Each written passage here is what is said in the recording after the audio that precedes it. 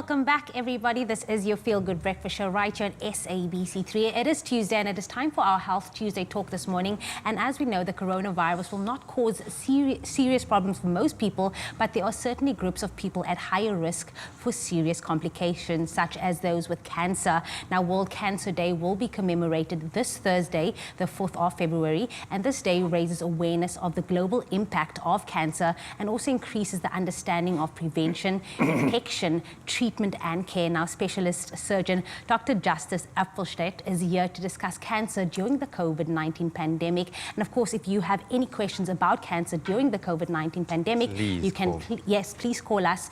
The number is on your screen right now. Doctor, so good to have you with us this morning. Jamie, Graham, and above all, viewers, good morning. Good morning. Great to have you here. Thank you so much for giving us your time. I know a very difficult time for the entire medical fraternity because we are grappling with so many permutations relating to COVID-19, and we often, I think so many of these really important days that raise awareness have been forgotten because the pandemic has overshadowed them.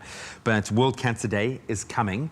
Maybe you can give us a bit of background as to why World Cancer Day was established.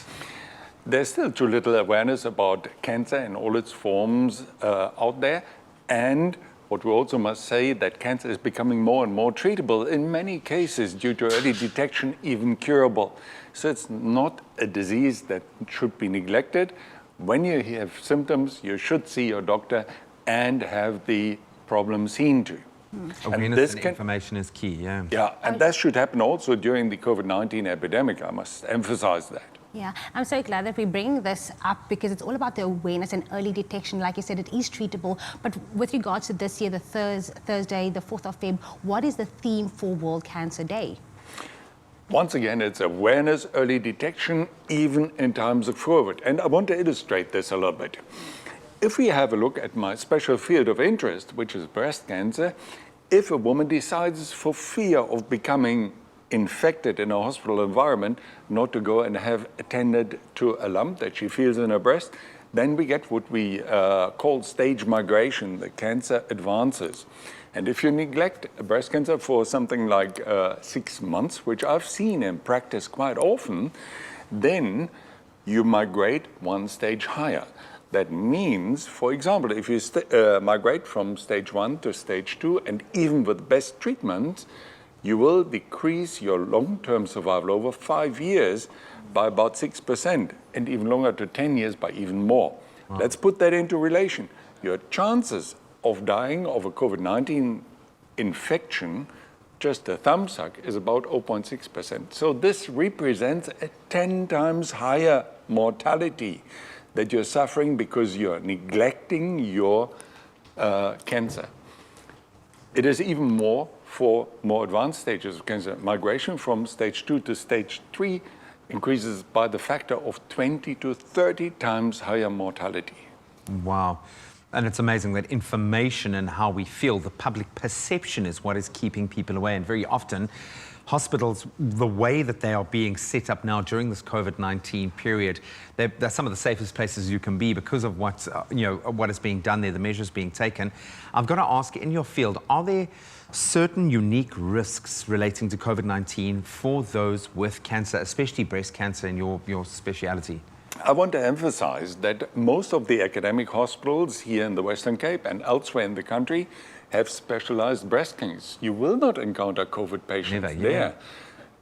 Merely if by accident somebody has got breast cancer and COVID, which also happens, but it's rare. And those people are asked to leave immediately and go to have their COVID-19 seen to, because that is easier and short-term treatable. Now, let's come back to breast cancer or to other cancers, for example, colorectal cancer. There are specialized clinics for it. In these, your cancer can be seen to as if it would be normal times. What we're seeing, however, is that for the individual treatment modalities, we have problems. Now, I'm a surgeon. It has been well known and publicized here in the Western Cape as elsewhere in the country. Theater personnel has been withdrawn from theaters for about a month because the nursing staff was needed in the wards to ventilate patients. And if for 4 weeks we can't operate, then that is a major catastrophe for us. Yeah.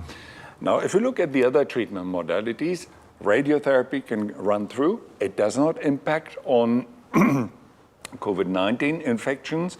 If we look at hormonal treatment for cancer, it also doesn't impact on COVID-19. Biologicals have not been demonstrated to have any effect on COVID-19.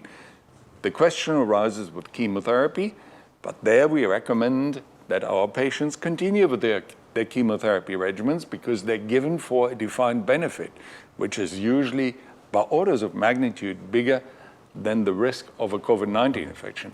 And there's an interesting aside, because most of the mortality in COVID-19 is due to a reaction, a very severe reaction of the immune system to the virus, but not necessarily by the virus itself.